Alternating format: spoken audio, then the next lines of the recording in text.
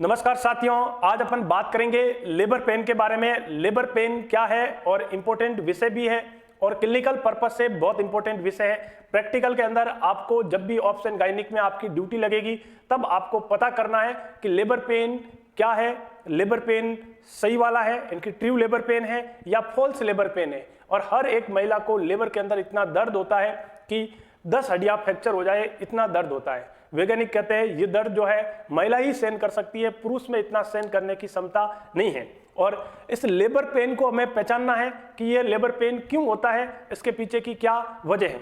तो देखिएगा, labour pain का मतलब है कि जब भी आप बच्चे को बर्थ कर रहे हो, बर्थ ड्यूरिंग, बच्चे को जन्म दे रहे हो, बर्थ ड्यूरिंग जो पेन होता है उस पेन को अपन बोलते हैं लेबर पेन।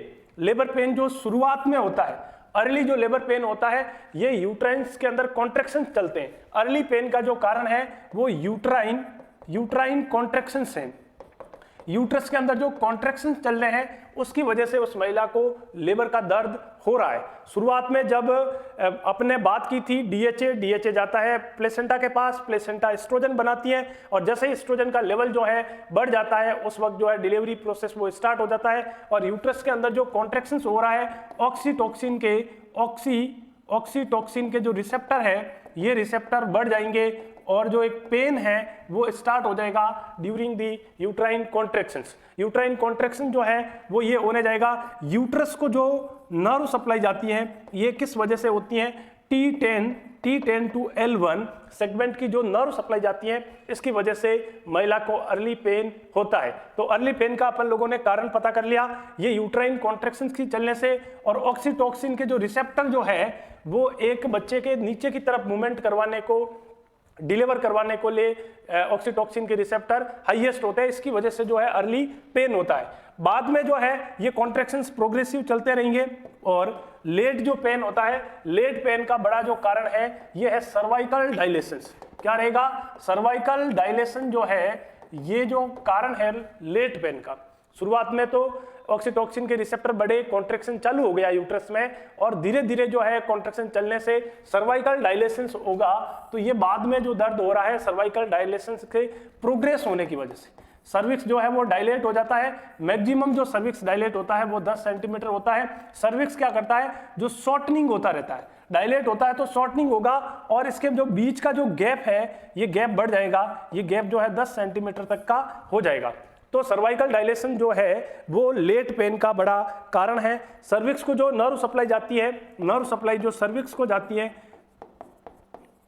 वो S2 to S4, जो नर्व सप्लाई सर्विक्स को सप्लाई करती है वो S2 S4 जो है, इसकी वजह से जो है वो लेट पेन होता है। अब देखिएगा, ये पेन दर्द जो है, यही दर्द जो है ये इतना होता है कि कई महिला घबरा जाती है और इस दर्द को कम करने के लिए आजकल पेनलेस नॉर्मल वेजाइनल डिलीवरी भी पॉसिबल है, जिसके अंदर अपन एपिड्यूरल एनेस्थीसिया लगाते हैं। क्या लगाते हैं, एपिड्यूरल एनेस्थीसिया।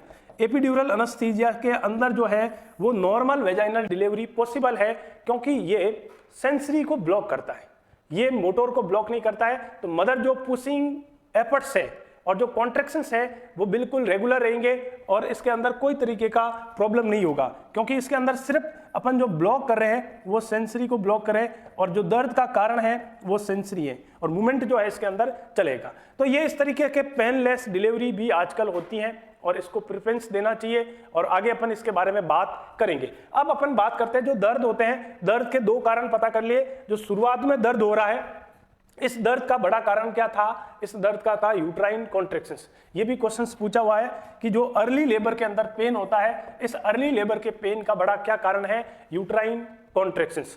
और जो लेट पेन होता है इसका जो बड़ा कारण है progressive cervical dilation. Cervical dilation होने की वजह से जो है वो लेट पेन होता है।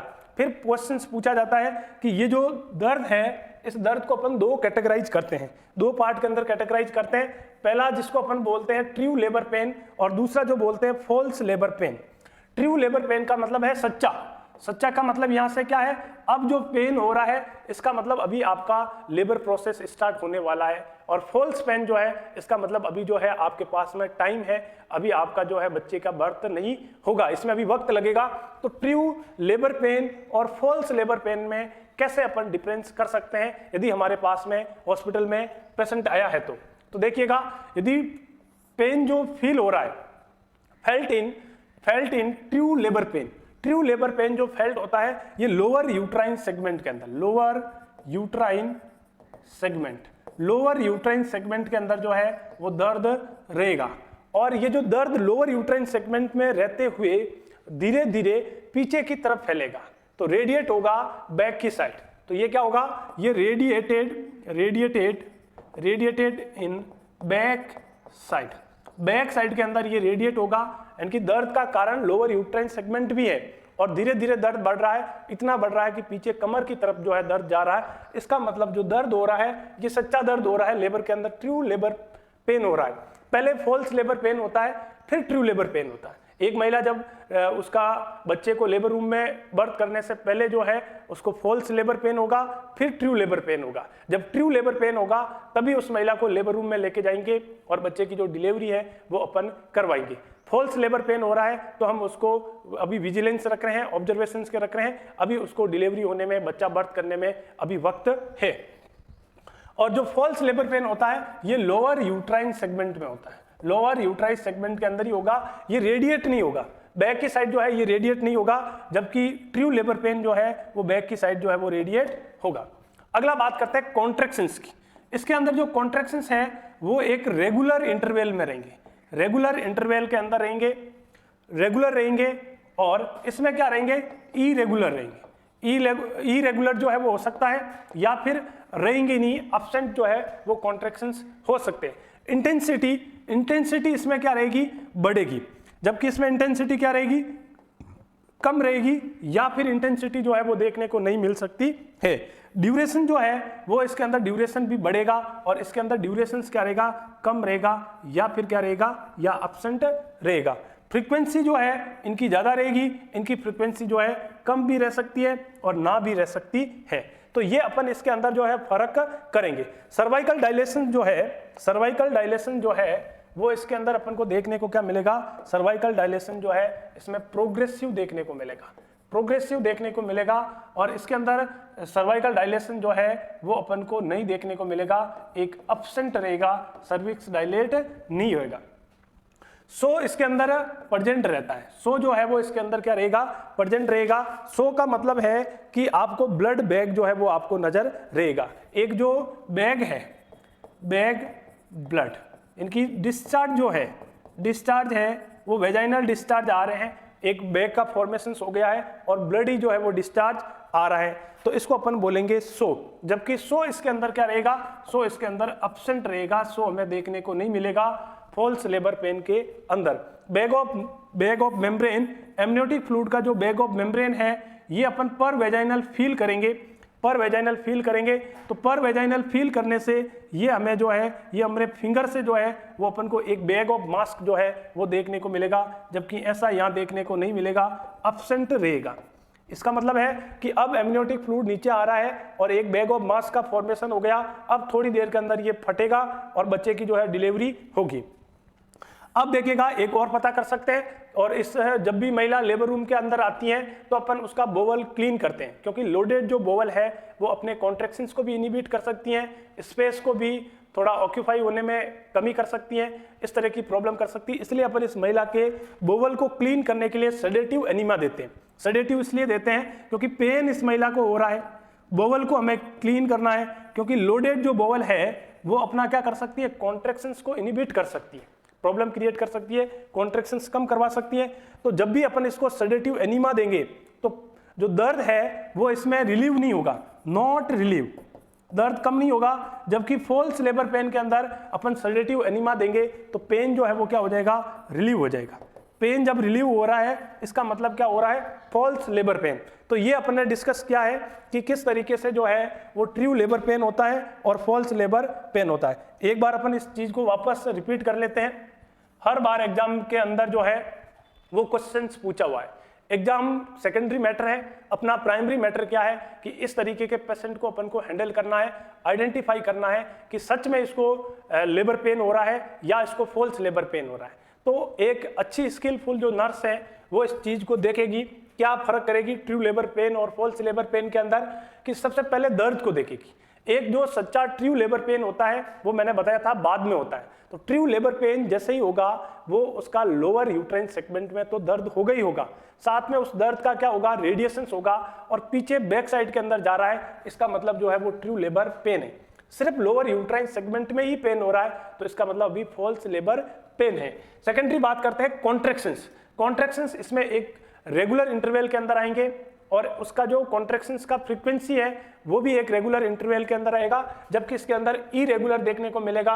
इंटेंसिटी जो है वो इसमें बढ़ सकती है कॉन्ट्रैक्शंस की टाइम के साथ में, जबकि इसमें कोई बढ़ भी सकती है, इसमें सॉरी कम भी हो सकती है और नहीं भी हो सकती है। ड्यूरेशन कॉन्ट्रैक्शंस का और ज्यादा रहेगा, जैसे जैसे प्रोग्रेस होगा वैसे वैसे कॉन्ट्रैक्शन ज्यादा रहने वाला है, फ्रीक्वेंसी भी ज्यादा रहने वाली है। अदर हैंड पे जो है सारी चीजें कम होने वाली है। मेन जो देखिएगा, मेन जो क्वेश्चंस हैं, इसका असल जो हीरो है, ये जो हीरो है इसका जो असल आंसर है वो ये वाला है। सब चीजों में से अपन को एक चीज को आइडेंटिफाई करना है। इस चीज को आइडेंटिफाई करना है कि जब भी आप किसी महिला के अंदर ट्रू लेबर पेन देखने जा रहे हो तो आपको एक डेटा पे भरोसा करना है। तो वो कौन सी चीज है, वो है प्रोग्रेसिव सर्वाइकल डायलेशंस। यदि प्रोग्रेसिव सर्वाइकल डायलेशंस हो रहा है तो इसका मतलब जो आपका लेबर प्रोसेस है वो एडवांस में है, अब आपको हो जाएगा। बाकी चीजें और भी देखने को मिलती हैं, जैसे सर्वाइकल डायलेशन जो है मोस्ट रिलायबल कह सकते हैं इसको, मोस्ट रिलायबल सबसे ज्यादा जो रिलायबल है, जिस डेटा पे अपन भरोसा कर सकते हैं, जिस फाइंडिंग के पर अपन जो ऑथेंटिसिटी कह सकते हैं, वो ये है सर्वाइकल डायलेशंस। दूसरी बात करते हैं सो देखिएगा, होता तो इसमें है, होता तो ट्रू लेबर पेन में भी है, पर ट्रू लेबर पेन के अलावा भी कई ऐसी सारी स्थिति हो सकती हैं जिसमें जो है बैग ऑफ मास का फॉर्मेशन हो सकता है, ब्लड जो गस ऑफ ब्लड है या इस तरीके का ब्लडी डिस्चार्ज है वो हमें देखने को मिल सकता है। ऐसी कई सारी कंडीशन है, जैसे मैं एक कंडीशन का नाम बताऊं एपीएच एंड पार्टम हेमरेज के अंदर भी देखने को बता सकता है। तो इसमें सबसे मोस्ट भरोसा कर सकते हैं, रिलायबल है, और ये लीस्ट रिलायबल है। ये क्या है, लिस्ट का मतलब होता है कम भरोसेमंद है, होता तो है इसमें भी, पर और भी फाइंडिंग जो है और भी प्रॉब्लम, जैसे एपीएच के प्रॉब्लम के अंदर भी इस तरह की प्रॉब्लम आप देख सकते हो, इस तरह का सिग्निफिकेंट देख सकते हो। फिर बात करते हैं महिला को दर्द हो रहा है तो इस दर्द को आराम करने के लिए अपन सेडेटिव एनिमा देते हैं, बोवल को क्लीन करते हैं, बोवल को इसलिए क्लीन करते हैं ताकि जो लोडेड बोवल है वो अपने कॉन्ट्रैक्शंस को इनिबिट कर सकती है। तो जब भी अपन इस तरीके का एनिमा देंगे तो ये एनिमा में अपना दर्द जो है वो रिलीव हो रहा है, इसका मतलब जो पेन हो रहा है वो फॉल्स लेबर पेन है।